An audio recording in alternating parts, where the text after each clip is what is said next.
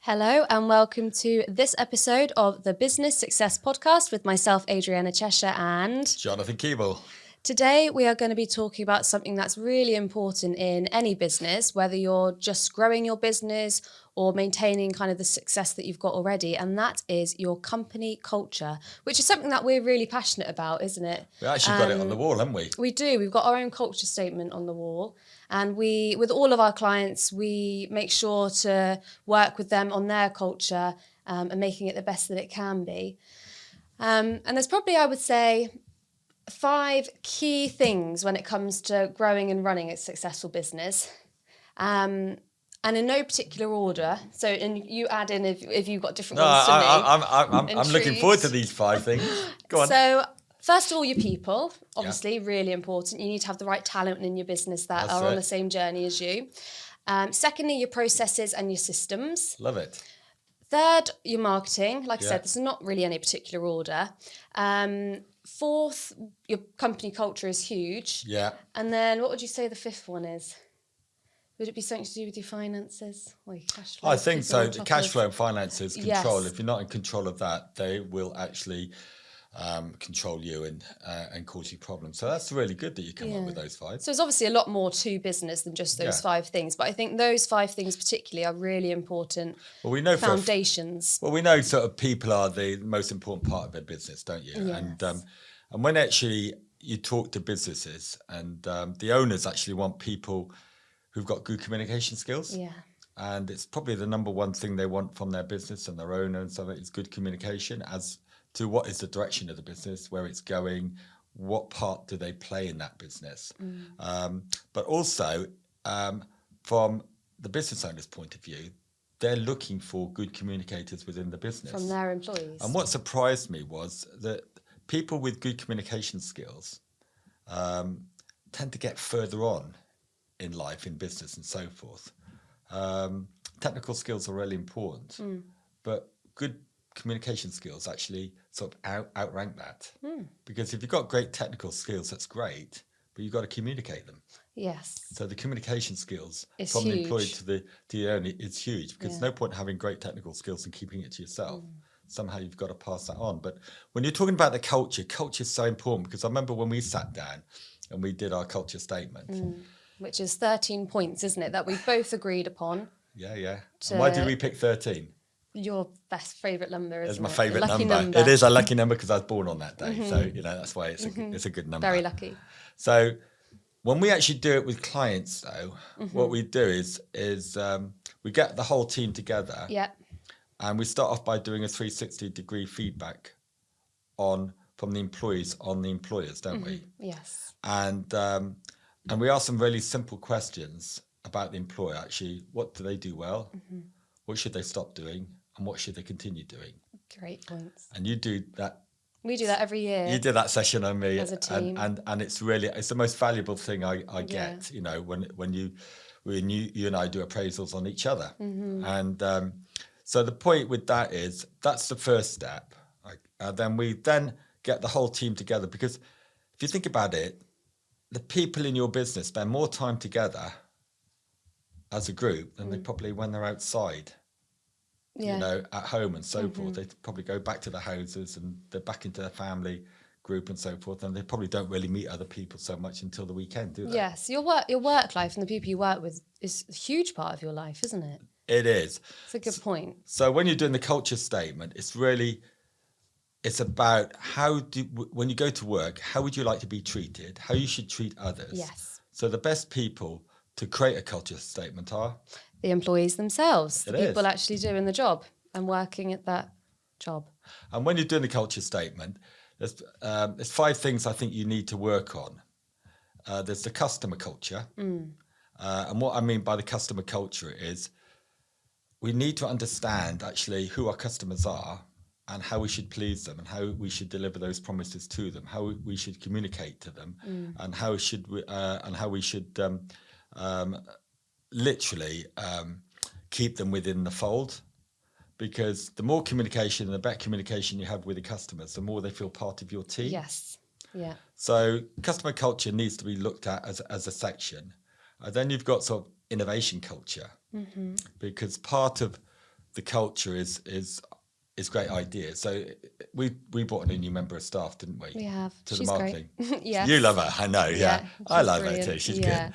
But the thing is that she's brought new ideas to the business, Definitely. hasn't she? Yes. And new innovative ideas that when she came up with them, you and I went, whoa, Yeah. let's have a think about that. And we got her to explain further.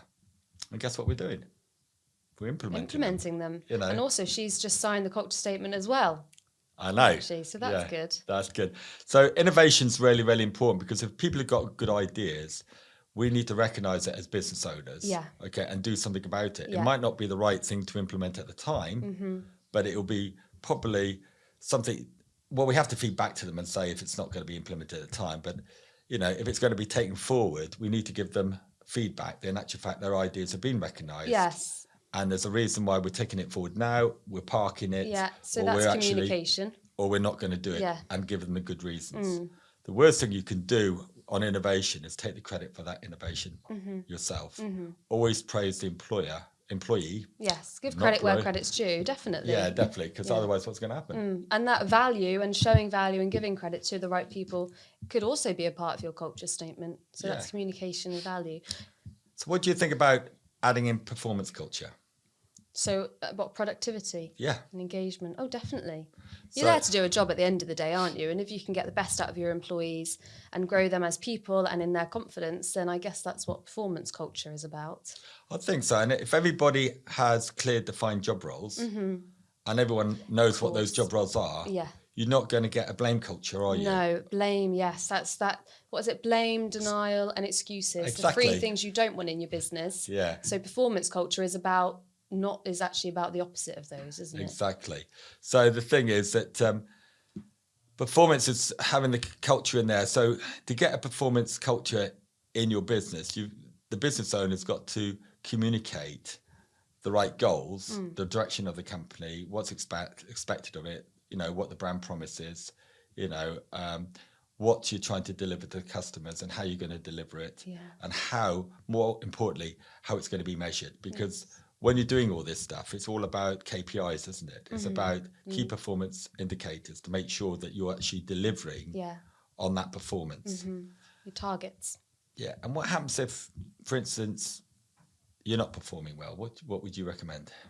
As an employee, if you're an employee talking to your so if an employee's not working well, what would you sort of recommend if an employee's not working well? Would you have that conversation with them? Definitely. I'd have a one-on-one conversation with them, just in the first instance, as just kind of air your worries and assess whether they've got any challenges or particular barriers at that point that's stopping them from achieving their targets or doing the best that they can. And then if they kind of agree with what you're saying and say, look, I'm having this particular challenge, you can work with them to overcome that challenge or give them extra support where it's needed. I always think it should start with a conversation. And then it may end up leading into more targeted KPIs so that you can do it a little bit more step by step with them. So it's like do this, break it down a bit more. So the thing is, we do appraisals on each other every year, don't we?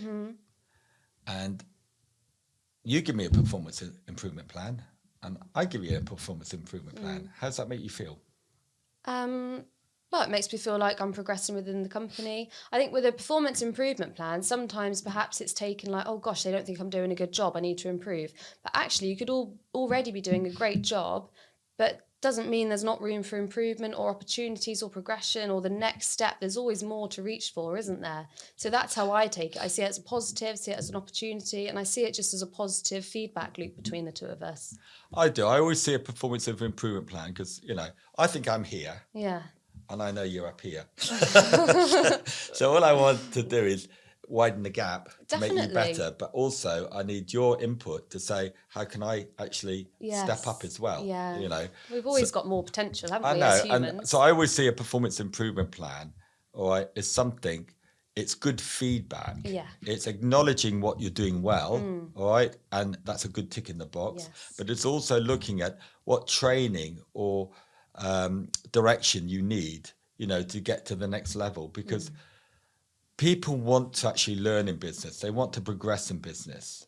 And I think if you cut that out and you don't do it and you just say that's your job and there's no progression or there's no learning and stuff, it can get pretty stale, couldn't God, it? there's no morale, is there? Yeah. And there's a lot of, so how can you know that you've got a poor company culture within your company? There's a few signs. So you're not getting the productivity levels from your staff, the energy's low, perhaps there's some weak leadership happening. There's anything else that you would suggest that you can look out for to show that you might need to work on your company culture? Well, I would go into, I'm going to jump straight into team culture now, because that's in actual fact will give me the answers to what you just said. Yeah. Because in team culture, which is one of the things I'd be looking in the whole culture part of the statement, for a company, is that have you got the right team in place who actually are taking ownership, who are accountable for what they do, Yes. and responsible for the task? And are they treating other people, in the right way? Because there's still quite a bit of bullying, and it breaks my heart when I hear these stories from employees, how they've actually been excluded. Yeah. And they've been sort of ostracized, and Yeah. people talk behind their back, and even great companies that you have a great deal of respect for, that they have these sort of situations and so Yes. forth. Especially the bigger the company you are, Yeah. the easier it is to hide that kind of thing Yeah. within different departments and stuff. So it definitely happens. And in a team culture, it's all about being 100% inclusive and treating people in the team, as you wish to be treated, and helping and supporting. And I think in business, it's okay to stand up to someone who's bullying and say no. Or stand up to someone who you see is bullying someone else and say that's not appropriate. I think it's more than okay. It's important to do that. Yeah, and I think you need to do that. Yes. Which goes on to sort of like I would say ethical culture. We want honest people. Yeah. We want people who actually who deliver on what they're going to say. Integrity. Yeah. I love that word, integrity. Yeah, I like I think that word. integrity is probably the most important thing in that culture, isn't it? Yes. But people who are ethical, they're going to turn up, they care what they do, they think of others, they treat people as they like to be treated, they're respectful. One of the key things is they listen to other people, because everybody wants to be listened to, don't they? Of course they do. That's something I have to work on, doesn't it, listening?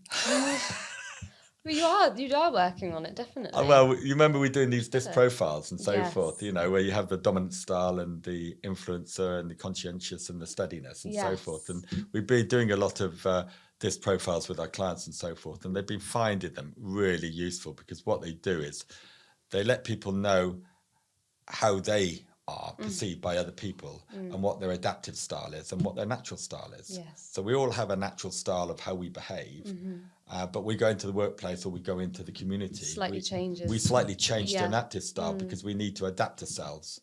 But the good thing with a disc profile, which I found really, really interesting, is that I had 4 people in a room, 4 managers in a room. I did their disc profile, and there's no right and wrong. No. Because it doesn't matter if you're more dominant or more influencer or more, conscientious and steady and so forth. It doesn't really matter. There's no right or wrong. It's about saying these certain skills do bring some good points to the business. Yeah. But it's being aware that when you're talking to someone who may be more dominant, you need to actually speed up what you're saying and give them the facts so they can make a decision, because they want to make a decision a lot faster. Yeah. Whereas, if you're talking to one who's probably more steady or conscientious, they might take a little bit longer to make a decision. And certainly someone, who's steady, they probably want, conscientious, they probably want to get all the facts right, do all the research right and so forth, So it's understanding how all your team members work, how they work best together, and actually how all the pieces of the puzzles fit in.